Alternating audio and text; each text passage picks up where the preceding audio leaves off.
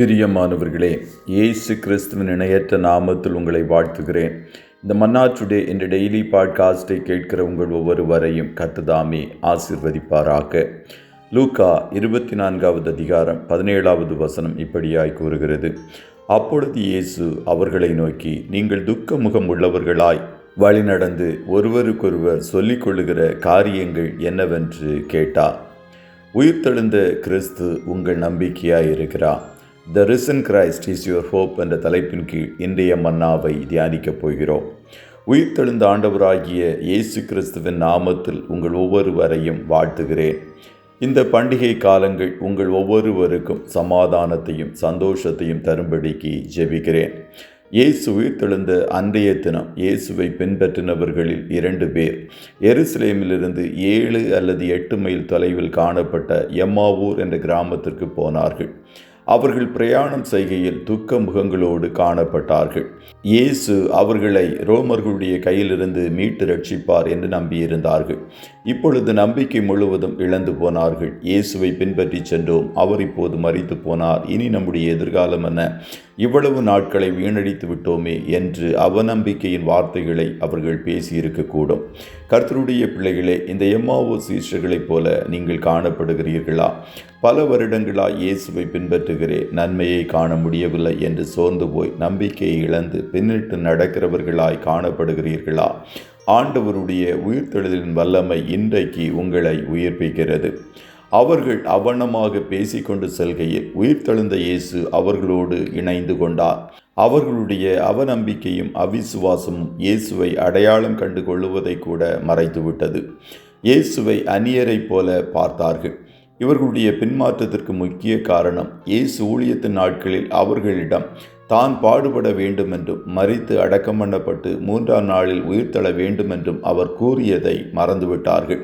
மோசே முதற்கொண்டு அவரை குறித்து எழுதிய சகல தீர்க்கதரிசிகளின் வார்த்தைகளை புரிந்து கொள்ளக்கூடாதபடிக்கு சத்துரு அவர்கள் இருதயத்தை மந்தமாக்கிவிட்டான். கர்த்தருடைய பிள்ளைகளே, வேத வசனங்கள் ஆவியாயும் ஜீவனாயும் காணப்படுகிறது. அவைகள் உங்களை உயிர்ப்பிக்க வல்லமை உள்ளது. நீங்கள் வசனத்தின் வெளிச்சத்தில் ஆண்டவரை அறியாமல் காணப்படும் போது நீங்கள் ஏமாற்றப்படலாம், வஞ்சிக்கப்படலாம், பின்மாற்றத்துக்குள் போய் சோர்ந்து போகிறவர்களாய் கூட காணப்படலாம்.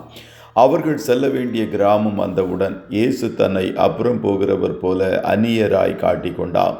ஆனால் அவர்கள் தங்களோடு தங்கும்படிக்கு இயேசுவிடம் வருந்தி கேட்டுக்கொண்டார்கள்.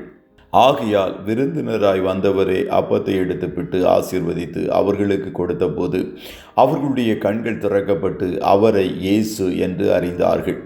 இயேசுவின் கரங்களில் காணப்பட்ட ஆணிகளினால் உண்டான வடுக்களை ஒருவேளை அவர்கள் கண்டிருக்கக்கூடும். கர்த்தருடைய பிள்ளைகளை, ஆண்டவரோடு காணப்படுகிற ஐக்கியத்தை இழந்து விடாதிருங்கள். அவர் உங்களை விட்டு அப்புறம் போக அனுமதித்து விடாதிருங்கள். இளைய குமாரனைப் போல அப்பாவின் அன்பை அசட்டை செய்து விடாதிருங்கள். அவர் பகிர்ந்தளிக்கும் அப்பத்தையும் ரசத்தையும் உங்களுக்கென்று அவர் கொடுத்திருக்கிற சபையின் பந்தியில் பெற்றுக்கொள்ளுங்கள். அவருடைய சமூகமும் பிரசன்னமும் உங்களை உயிர்ப்பிக்கும்.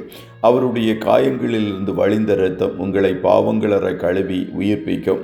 மரித்தேன், ஆனாலும் சதா காலமும் உயிரோடு இருக்கிறேன் என்றவர் அவருடைய கரங்களை உயர்த்தி உங்களை ஆசீர்வதித்து என்றென்றைக்கும் ஜெயமாக நடத்துவார். கர்த்தர் உங்கள் ஒவ்வொருவரையும் ஆசீர்வதிப்பாராக. ஜெபம் செய்வோமா? நல்ல தகப்பனே, உம்மை நன்றியோடு துதிக்கிறோம். இந்த மன்னா டுடே என்ற டெய்லி பாட்காஸ்டை கேட்கிற உம்முடைய பிள்ளைகள் ஒவ்வொருவரையும் கர்த்தர் ஆசீர்வதிப்பீராக. அப்பா, உம்முடைய உயிர்த்தெழுதலின் வல்லமை உம்முடைய பிள்ளைகள் ஒவ்வொருவரையும் இந்த நல்ல நாளில் உயிர்ப்பிக்கட்டும் என்று சொல்லி ஜெபிக்கிறோம். உம்முடைய பிள்ளைகளுக்குள் இருக்கிற எல்லா சோர்வுகளும் பின்மாற்றங்களும் விலகுவதாக. உம்மை வைராக்கிய வாஞ்சியோடு பின்பற்றுகிற பாத்திரங்களா இவர்கள் ஒவ்வொருவரையும் கர்த்தர் மாற்றும் என்று சொல்லி ஜெபிக்கிறோம். பயப்படாதேயுங்கள் என்று சொன்னவர் உம்முடைய பிள்ளைகளுடைய எல்லா பயங்களிலும் இருந்து விடுதலையை கொடுப்பீராக. இந்த பண்டிகை காலங்களுக்குரிய எல்லா நன்மைகளையும் கிருபைகளையும் ஆசீர்வாதங்களையும் ஒவ்வொருவருடைய சிரசில் நீர் பொழிந்தருளுகிற தயவிற்காய் நன்றி. இன்றைய தினம் உம்முடைய பிள்ளைகள் கையிடுகிற வேலைகளை ஆசீர்வதியும், போக்கிலும் வரத்திலும் உடனிரும், கண்ணின் மணி போல காத்துருளும். ஆட்டுக்குட்டியானவருடைய இரத்தத்தின் பாதுகாப்பிற்குள்ளாய் ஒவ்வொருவரையும் கொடுத்து இயேசுவின் நாமத்தில் ஜெபிக்கிறோம் நல்ல பிதாவே. ஆமென்.